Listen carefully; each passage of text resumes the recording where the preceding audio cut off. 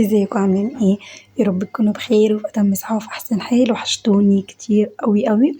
النهارده الفيديو ان شاء الله الفيديو يعجبكم. نبدأ بقى كده الفيديو بكوباية كده من القهوة، نظبط كده الدماغ وبعد كده نشوف بقى اللي ورانا. طبعا اللي ورانا كتير وما بيخلص، بس ايه، آه عايزه اقول لكم ان انا كنت لسه صاحيه وفطرت. وبعد ما فطرت قلت بصراحة كده أعمل لي فنجان قهوة يظبط دماغي، وعشان عايزة أقول لكم لسه اليوم طويل، فقلت بصراحة ابتدي بالقهوة. أنا بعمل القهوة تقيلة، مش بعملها مسكر زي ما انتم شايفين كده. بحب السكر يكون بسيط قوي قوي فيها، يعني هي معلقة ونص من السكر. وبحب القهوة تكون تقيلة مش خفيفة. تمام. بس بفكر أحط قهوة تاني. يا رب. اقلب بقى القهوة الأول قبل ما احطها على النار. بعد كده احطها على اوطى في البوتاجاز عندي، وهوطي عليها بقى شمعة زي الشمعة كده بالظبط. لو عايزة بقى تشربي فنجان قهوة مظبوط زي ما انتم شايفين، بصوا انا وطيت النار زي ما تقولوا مثلا شمعة كده شغالة. هسيب بقى كده زي ما انتم شايفين القهوة تستوي براحتها. وعايزة بقى انا فنجان قهوة مش قادرة اوصف لكم بقى، عشان عندي مواعين وعندي ترويق وعندي غسيل وعندي حاجات كتير بصراحة ربنا يعني. فقلت ابتدي كده بالقهوة. سبت كده بصوا القهوة مطية عليها خالص خالص وسايباها بقى مع نفسها. خلاص كده القهوة خلصت. هي ما خدتش دقيقتين تلاتة يعني على نار واطية خالص. يلا بقى كده نصب فنجان القهوة ونقعد نشربه بمزاج، وبعد كده نشوف ورانا ايه.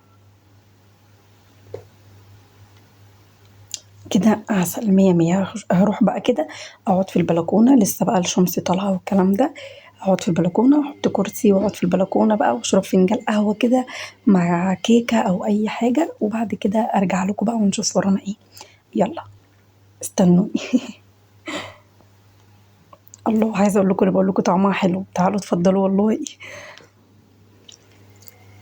بس كده خلاص خلصت بقى فنجان القهوة، وقعدت كده حوالي بتاع ربع نص ساعة كده. بعد كده قمت الصراحة، ما قمتش على طول علشان كنت لسه صاحية وبس جسمي تقيل وكانت دماغي مصدعة جدا وخدت برشامة صداع. فقمت بقى خلاص كده على المواعين. بصوا بقى المواعين كتير. المواعين كتير. المواعين دي بصراحة بتاعت بالليل، يعني احنا كلنا الساعة حوالي 2:30 كده 3، وما قدرتش بقى خالص اغسلها. كانت الساعة 2:30 أو 3. فقلت بصراحة كانت أنا نايمة أصلا دماغي مصدعة، وصاحية دماغي مصدعة ازاي بقى مش عارفة. خدت برشامة صداع وقلت بقى أقوم بقى أشوف ورايا ايه، هعمل بقى أكل ولسه عندي غسيل وعندي ترويق. الشقة كلها عايزة تتروق، وعايزة أشيل الفرش كله بتاع الشقة. وعايزة أقول لكم بأمانة يعني عايزة أغسل السجاد، وبقول أنا لسه فرشاه في العيد والله، بس عايزة أغسل بصراحة السجاد ومكسلة. يعني بقول له هو نضيف، وبقول لما بغسله الصراحة يعني كده بحس بجد بنضافة. يعني عايزة أقول لكم مثلا أما بكنسه تمام بتبقى الدنيا زي الفل زي ما بتشوفوا كده في الفيديو، بس لا أما بغسله كده بحس بجد بجد إن الشقة نضيفة أوي أوي. فبفكر أشوف أغسله ولا هعمل إيه الصراحة. ولو كده لو ما قدرتش أو محدش شجعني كده، فقلت بقى اروق على طول الشقة واغير الفرش وانفضه والكلام ده وخلاص. قلت بس ابدأ بالمواعين علشان بصراحة المواعين بتقفلني، يعني لازم المواعين ابدأ بيها علشان احس ان المطبخ نضيف. مسكت بقى زي ما انتم شايفين كده كل المواعين، ما كانش في مواعين يعني، هي مش كتير قوي بصراحة، دول بتوع بالليل يعني كانت الساعة 3:30 بالليل كده. هنا بقى بحط الاطباق مكانها في المطبقية. علشان ما تزحمليش الرخامة واحس ان انا الدنيا كده فاضية عندي. تمام. هبدأ بصراحة بالمطبخ كده واخلصه واخليه كله زي الفل وهوريه لكم بعد ما احط بقى الديكورات والكلام ده. دي لسه بتاعت لولي بتحب تشرب فيها قوي. بس انا بص قلت مش هشربها فيها، ما مليتهاش. هي بتحب تشرب فيها فلازم كده اغسلها لها كل عايزه اقول لكم ان انا بغسلها كل نص ساعه، كل ربع ساعه بغسلها. علشان هي بتشرب مثلا لو واكله حاجه او كده بترجع فيها، فقلت اغسلها على طول يعني. جيت هنا بقى بلم كل الحاجات اللي انا كنت مستخدماها. ده ديتول، وحط عليه حبة كده من المعطر اللي هو عندي كده معطر بحبه، فحط عليه بصراحة ديتول مع معطر. عايزة اقول لكم بيخلي ريحة المطبخ حلوة قوي والحوض. عايزة اقول لكم ان انا دلوقتي اهو بقى معاكم في الفيديو ومشغلة على غسيل وهخلص. وعايزة اقول لكم ان عندي مثلا بتاع 3 4 دورات كده غسيل. مسكت بقى بصوا المطبخ بقى كده ألف كده حوالين الحنفيات والحوض.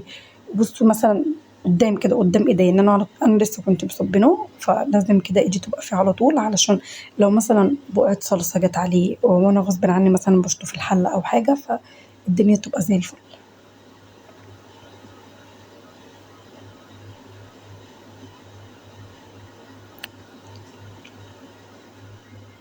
انا هنا صبنت الحوض على اساس بحسب ما فيش مواعين.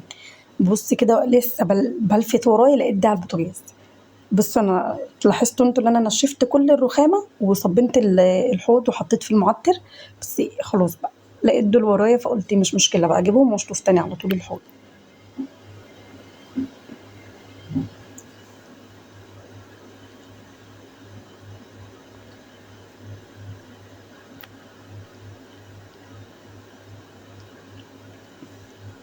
مسكت برضو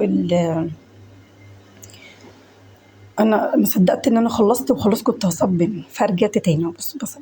هروح بقى بعد ما اخلص دي هعمل البوتاجاز وهنشوف. عايزه اقول لكم ان يومنا طويل قوي وبصراحه انا ما عملتش الفيديو كله فيديو واحد عشان ما يبقاش طويل. فحاجه حاجه كده هصورها لكم تبقى لوحدها ان شاء الله يعني.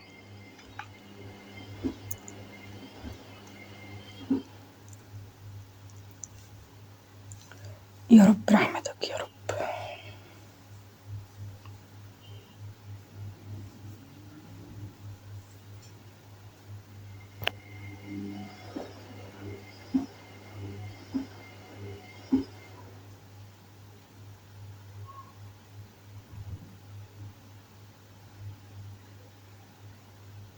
خلاص كده خلصت الرخامة زي ما انتوا شايفين، والحوض بقى زي الفل. اروح بقى على البوتاجاز، والرخامة اللي هي التانية دي نضيفة وزي الفل، وانا كنت ملمعاها اصلا يعني بالليل قبل ما انام نضيفة وما فيهاش اي حاجة. رحت بقى كده زي ما انتوا شايفين على البوتاجاز. إيه، ما فيهوش بقع كتير برضو، بس قلت ايه اخده كده على الوش كده على طول.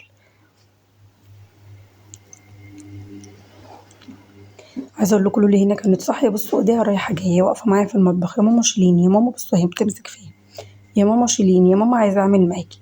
ودلوقتي نامت، يعني هي دلوقتي نايمه، هي حتى بصوا مش سامعين صوتها. تعبانه ربنا يشفوها، ده لو النبي ربنا يشفيها كده. بتسخن وسخنه قوي، وربنا يا رب يشفيها.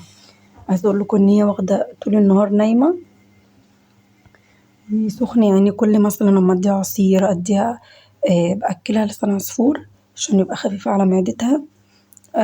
ترجعه، يعني لو شربتها ميه ترجعها، لو شربتها عصير ترجع. فربنا يا رب يشفيها. ادعوا لها كده بالشفا ان شاء الله، ان ربنا يشفيها، عشان هي سخنه. وعايزه اقول لكم ان هي دايخه ومش عايزه تاكل ومقريفه، مش واخده بصراحه ان هي تبقى مقريفه. فطول النهار نايمه، عايزه اقول لكم ان هي طول النهار نايمه. يلا ربنا يشفيها يا رب. حبيبتي يا لولي يا قمر انتي، كل شويه تسخن اديها دواء السخونيه. و حميتها بميه ساقعه، بس برضو السخونيه لسه عندها. زي ما انتوا شايفين كده خلاص انا خلصت المطبخ وزي الفل.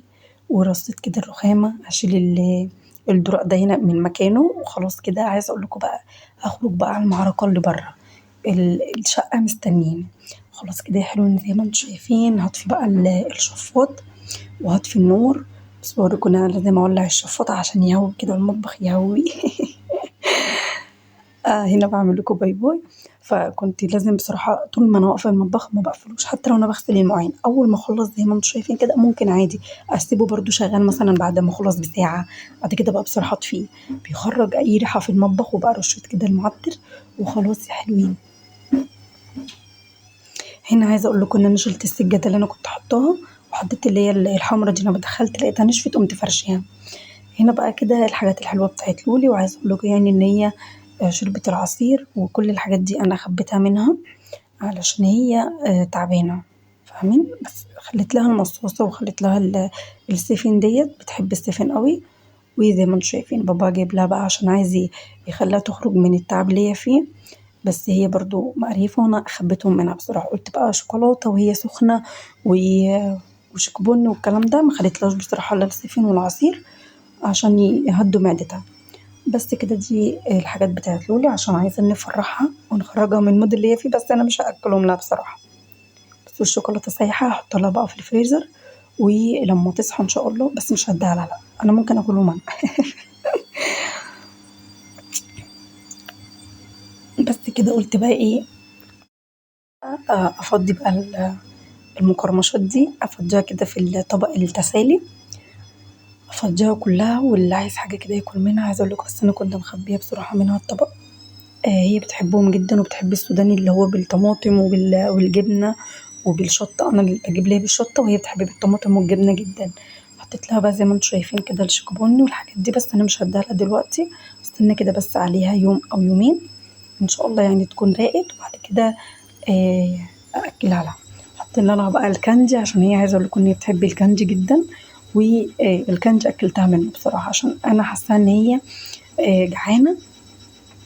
هي جعانه ومفيش اكل بيقعد في معدتها، فاديتها اي حاجه تخش معدتها. احط بقى اللب وهي نايمه، هناكل بقى الحاجات دي، ولما تصحى ان شاء الله اكلها بقى الحاجات اللي هي العصاير، السيفن، الكانجي بتاعها وكده.